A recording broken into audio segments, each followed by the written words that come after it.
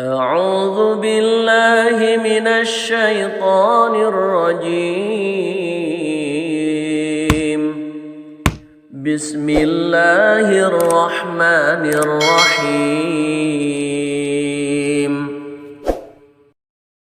yang terbaik di dunia ini. Tapi alhamdulillah kita memiliki air hujan, jemaah rahimani wa rahimakumullah, yang mana ya orang-orang di Timur Tengah ataupun di Saudi Arabia sana ya jarang mendapatkan air ini. Adapun kita alhamdulillah ya bisa beberapa bulan sekali turun Al-Quran. Allah Subhanahu wa ta'ala firmankan bahwa air ini diberkahi, wa anzalna, dan kami turunkan minas samai, dari langit, ma'an mubarakah. Dalam ayat lain, ma'an tahura, air yang suci, air yang diberkahi. Maka ya Rasulullah sallallahu alaihi wasallam ketika baru turun hujan, terkadang beliau ya menyingkapkan penutup kepalanya dan ya keluar supaya terkena sebagian air hujan yang turun dari langit yang diberkahi oleh Allah Subhanahu wa ta'ala, karena senang ya dengan turunnya air hujan. Apalagi air hujan ini memiliki beberapa manfaat, jamaah rahimani wa rahimakumullah. Air hujan ini memiliki beberapa manfaat. Allah Subhanahu wa ta'ala berfirman, "Idz nughashshikumun nu'asa amanatan wa yunazzilu 'alaikum minas sama'i ma'an liyutahhirakum bihi wa yudhhiba 'ankum rijza syaitan wa liyuthabbita bihil aqdam wa liyarbita 'ala qulubikum wa liyuthabbita bihil aqdam." Jadi ada tiga manfaat air hujan dijelaskan di dalam Al-Quran. Allah Subhanahu wa ta'ala berfirman, di antaranya adalah liyutahhirakum bihi, untuk menyucikan kalian, membersihkan kalian.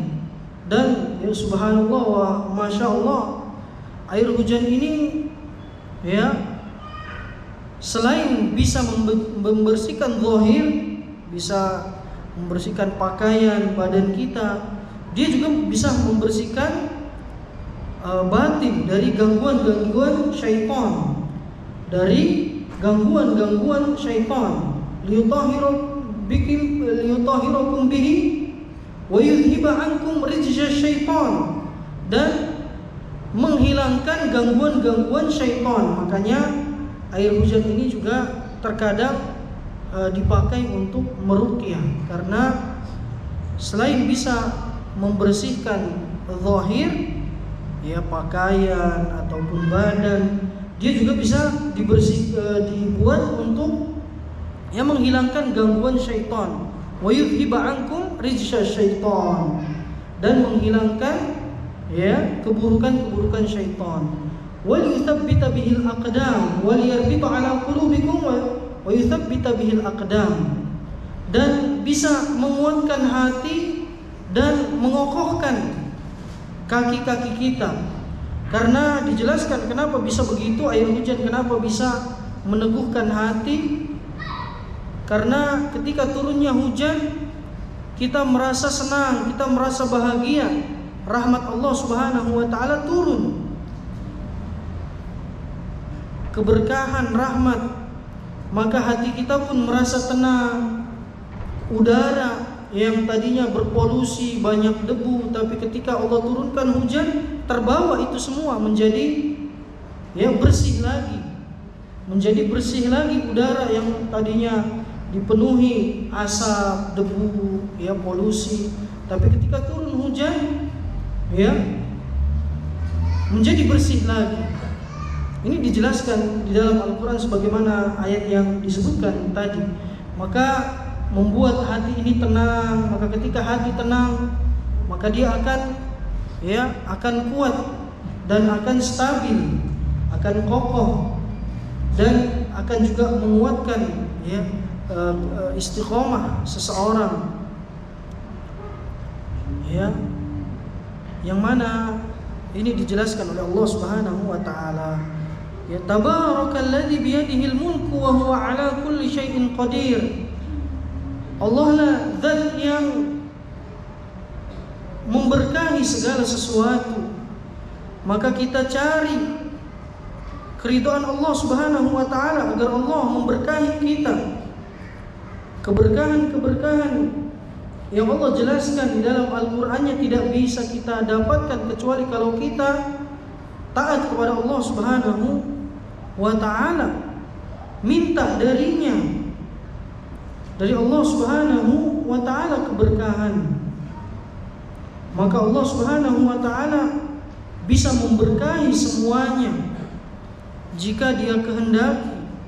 Maka kita minta dari Allah Subhanahu wa taala.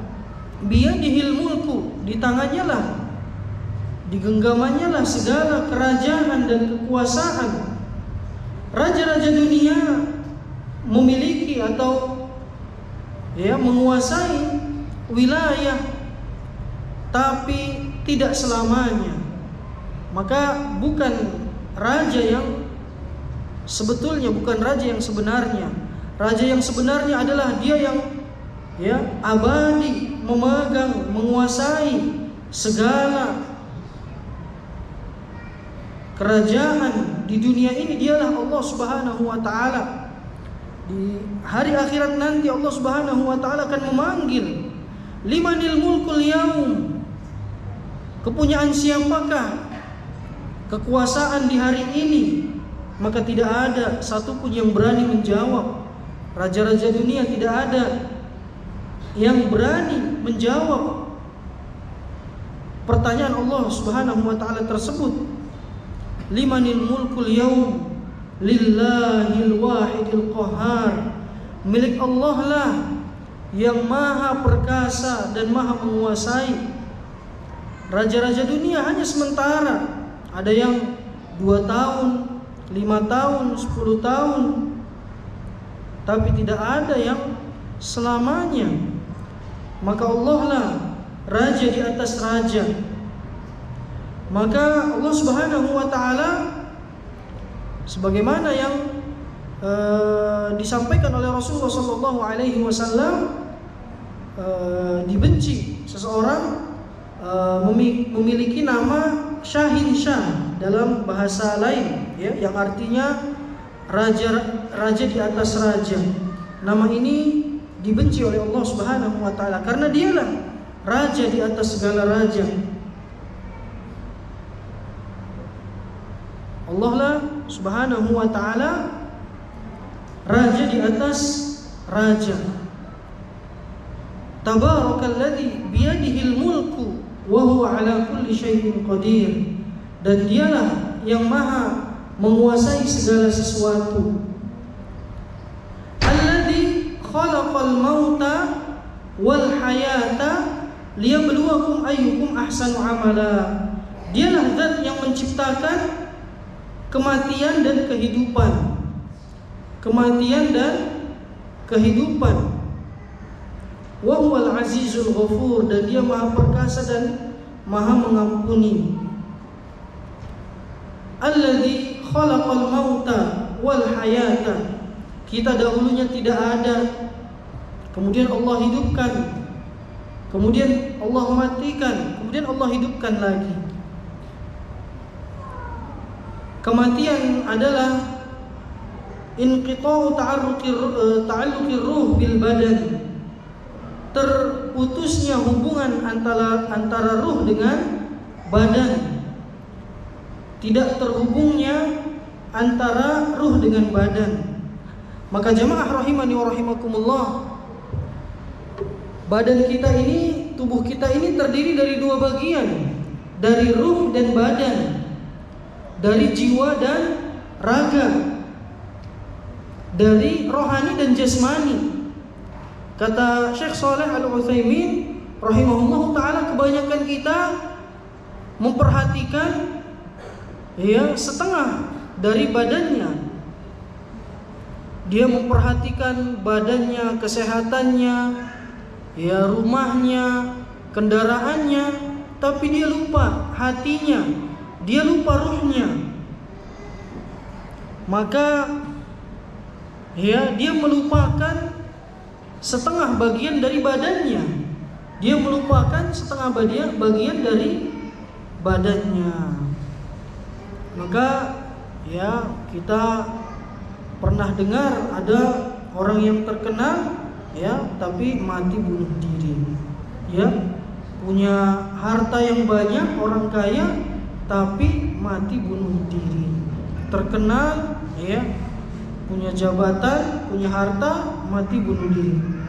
Ya, menunjukkan mereka tidak merasakan kenyamanan jiwanya, hatinya tidak nyaman ya, meskipun memiliki ya materi dunia.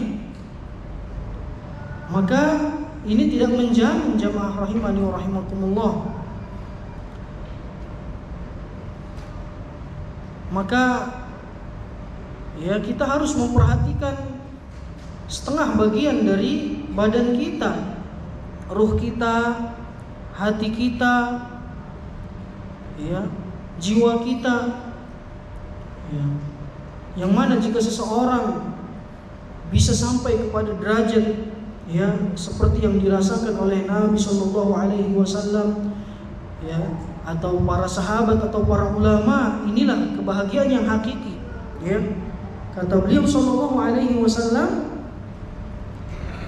"Thalathun man kunna fihi wajada bihinna halawatul iman." 3 hal, kalau seseorang memiliki ini, dia akan merasakan manisnya iman.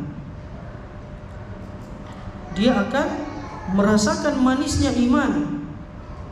Ya, an yakuna Allahu wa rasuluhu ahabbu ilaihi, ya, atau ahabba ilaihi mimma siwahuma. Dia bisa merasakan kebahagiaan, manisnya iman, ya, ketenangan jika Allah dan Rasulnya adalah orang yang paling dia cintai, melebihi apapun juga. Allah dan Rasulnya paling dia cintai, melebihi apapun juga.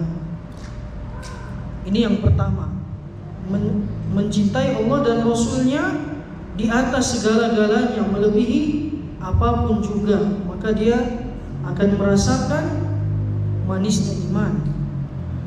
Yang kedua adalah an la yuhibbal mar'a la yuhibbuhu illa lillah. Dia tidak mencintai seseorang kecuali karena Allah Subhanahu wa taala. Dia tidak mencintai seseorang kecuali karena Allah Subhanahu wa taala. Ini yang kedua. Ya, jika kita ingin merasakan apa yang dirasakan oleh para ulama, ya, para sahabat Nabi Shallallahu Alaihi Wasallam, inilah yang kedua, ya, mencintai seseorang karena Allah Subhanahu wa taala, karena saudara seakidah, iman, seiman, ya, saudara ukhuwah Islamiyah, persaudaraan Islam, ya, bertemu karena Allah Subhanahu wa taala di atas ketaatan kepada Allah Subhanahu wa taala, saling menasehati dalam kebaikan, maka nikmat jamaah. Memotivasi kita ketika kita lemah dalam beribadah, ya, mensupport kita ketika kita membutuhkan dalam suatu kebutuhan kita. Maka persaudaraan yang dibangun di atas keimanan dan ketakwaan kepada Allah Subhanahu wa taala, inilah tali ikatan Islam yang kuat. Dan begitu nikmat persaudaraan karena Allah Subhanahu wa taala berkumpul, karena Allah Subhanahu wa taala saling mendukung, saling tolong-menolong, saling menguatkan karena Allah Subhanahu wa taala, bukan karena tujuan dunia. Kemudian yang ketiga adalah an yakraha an yuqdhafa finnar, an yakraha an ya'uda fil kufri kama yakraha an yuqdhafa finnar. Dia benci, dia tidak suka kembali kepada kekufuran, kemaksiatan, ya, dia tidak suka kembali kepada kekufuran atau kemaksiatan, sebagaimana dia tidak suka dilemparkan ke dalam api.